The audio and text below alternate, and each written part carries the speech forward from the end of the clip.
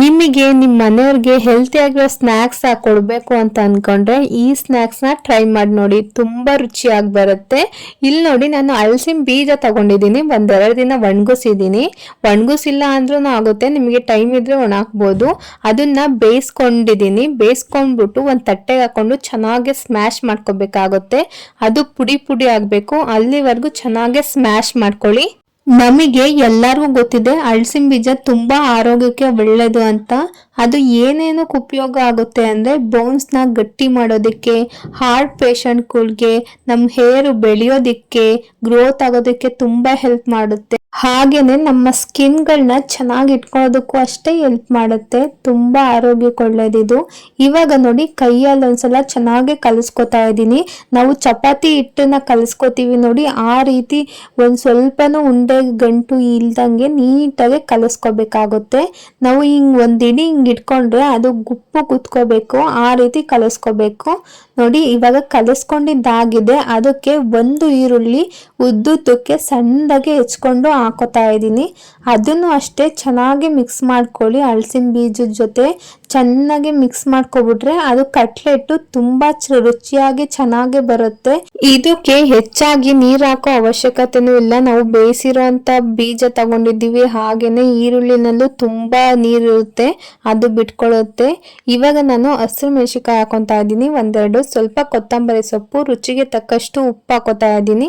ಹಾಗೆ ಖಾರದ ಪುಡಿ ಇಲ್ಲ ಧನಿಯಾ ಪುಡಿ ಎರಡರಲ್ಲಿ ಒಂದು ಹಾಕೋಬಹುದು. ನೀವು ಸಾಂಬಾರ್ ಪುಡಿ ಬೇಕಾದ್ರೂ ಯೂಸ್ ಮಾಡ್ಕೋಬಹುದು. ಹಾಗೇನೆ ಸ್ವಲ್ಪ ಗರಂ ಮಸಾಲ ಹಾಕೋತಾ ಇದ್ದೀನಿ.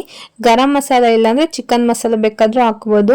ಒಂದೆರಡು ಸ್ಪೂನ್ ಆಗುವಷ್ಟು ಕಡಲೆ ಹಿಟ್ಟು ಹಾಕೋತಾ ಇದ್ದೀನಿ.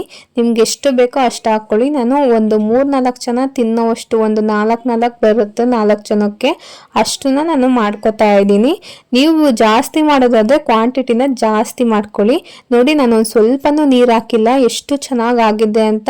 ಒಂದೇ ಒಂದು ಚಿಟಕಿ ಒಂದು ಸಮ ಮಾಡೋವಷ್ಟು ನೀರು ಹಾಕೊಂಡ್ರೆ ಸಾಕಾಗುತ್ತೆ. ಇದಕ್ಕೆ ಜಾಸ್ತಿ ನೀರು ಹಾಕೋ ಅವಶ್ಯಕತೆ ಇಲ್ಲ. ನೋಡಿ, ಒಂದು ಸ್ವಲ್ಪ ಚುಂಬಿಸ್ಕೊಬಿಟ್ಟು ಕಲಿಸ್ಕೊಬಿಡಿ, ಸಾಕಾಗುತ್ತೆ. ಕಲಸಿದ್ದಾದ್ಮೇಲೂ ಸಹ ನಾವು ಚೆನ್ನಾಗಿ ನಾದ್ಕೋಬೇಕಾಗುತ್ತೆ. ತುಂಬಾ ಸಾಫ್ಟ್ ಆಗಿ ಬರಬೇಕು ಕಟ್ಲೆಟ್ಟು, ಹಾಗೆ ನಾವು ನಾದ್ಕೋಬೇಕಾಗತ್ತೆ. ನೀವು ಹೆಚ್ಚಾಗಿ ನಾದ್ಕೋಬೇಕು ಅಂತೇನಿಲ್ಲ, ರೊಟ್ಟಿ ನಾದ್ತಿರಲ್ಲ ಆ ರೀತಿ ಏನಿಲ್ಲ. ಸ್ವಲ್ಪ ಹಿಟ್ಟು ಸಾಫ್ಟ್ ಆಗಿ ಬರಲಿ, ಕಟ್ಲೆಟ್ಟು ಸಾಫ್ಟ್ ಆಗಿ ಬರಲಿ ಅನ್ನೋದಕ್ಕೋಸ್ಕರ ಚೆನ್ನಾಗಿ 1 ನಿಮಿಷ ನಾದ್ಕೊಳ್ಳಿ. ನೋಡಿ, ಮೀಡಿಯಂ ಸೈಜಲ್ಲಿ ಒಂದು ಉಂಡೆ ತಗೊಂಡು ಚೆನ್ನಾಗಿ ರೌಂಡ್ ಶೇಪಲ್ಲಿ ತೊಟ್ಕೊಳ್ಳಿ. ಕೈ ಮೇಲೆ ತೊಟ್ಕೊಂಡ್ಬಿಟ್ಟು ಈಗ ಹೆಂಚಿನ ಮೇಲೆ ಹಾಕೋಬೇಕಾಗುತ್ತೆ. ನಿಮಗೆ ಯಾವ ಶೇಪ್ ಬೇಕೋ, ಯಾವ ಶೇಪು, ಹಾರ್ಟ್ ಶೇಪು, ಸ್ಕ್ವಯರು ಎಲ್ಲ ಮಾಡ್ಕೋಬೋದು. ನಿಮಗೆ ಯಾವ ಶೇಪಲ್ಲಿ ಬೇಕೋ ಆ ಶೇಪಲ್ಲಿ ಮಾಡ್ಕೊಳ್ಳಿ. ಹುಡುಗರಿಗೆ, ಮಕ್ಕಳಿಗೆ ಆದರೆ ಮನೆಯಲ್ಲಿ ಶೇಪಲ್ಲಿ ಮಾಡಿಬಿಟ್ಟು ನೀವು ಕೊಡ್ಬೋದು. ನಾನಿಲ್ಲಿ ರೌಂಡ್ ಶೇಪಲ್ಲಿ ಅಷ್ಟೇ ಮಾಡ್ತಾ ಇರೋದು. ಇವಾಗ ಗ್ಯಾಸ್ ಮೇಲೆ ಒಂದು ಹೆಂಚಿಟ್ಕೊಂಡು ಚೆನ್ನಾಗಿ ಎಣ್ಣೆ ಹಾಕೋತಾ ಇದ್ದೀನಿ. ಹೆಂಚು ಕಾದಿದ್ದಾದ್ಮೇಲೆ ಒಂದೊಂದೇ ಹಾಕೋತಾ ಹೋಗ್ತಾ ಇದ್ದೀನಿ. ಕಟ್ಲೆಟ್ಟನ್ನ ರೌಂಡ್ಗೆ ನಾನು ತೊಡ್ತಾ ಇರೋದು, ಯಾವ ಶೇಪಲ್ಲೂ ನಾನು ತೊಡ್ತಾ ಇಲ್ಲ.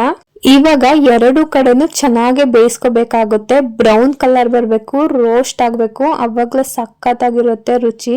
ಇದಕ್ಕೆ ಆಯಿಲ್ ಅಷ್ಟೇ ಏನು ಯೂಸ್ ಮಾಡ್ದಂಗೆ ಸ್ವಲ್ಪ ಕಮ್ಮಿ ಆಯಿಲ್ನ ಬಳಸ್ಕೊಂಡು ಮಾಡ್ಬೋದು, ಹೆಲ್ತಿಯಾಗಿ ಮಾಡ್ಬೋದು.